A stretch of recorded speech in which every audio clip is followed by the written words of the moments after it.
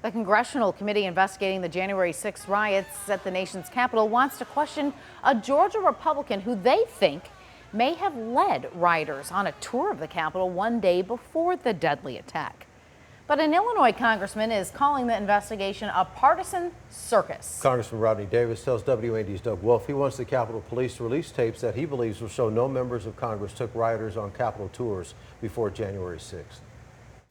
This is what people could see on January 6, 2021 at the nation's capital.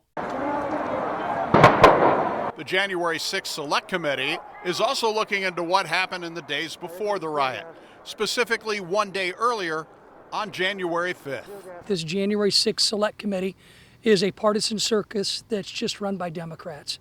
The Select Committee wants Republican Georgia Congressman Barry Laudermilk to provide information into what is being called a tour he provided on January 5th at the Capitol, even though it was closed due to COVID precautions.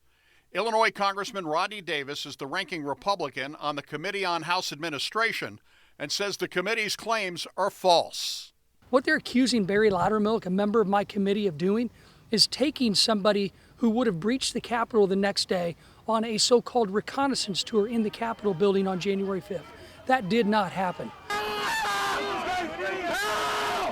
I have had my team look at video evidence on January 5th from the security cameras in the Capitol, and there was not a single member that took somebody who breached the Capitol the next day on a reconnaissance tour.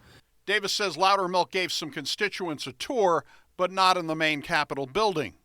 And he took them around the House buildings and into the cafeterias, a family and some others that were there in the Capitol House office buildings, nowhere near the only building that was breached.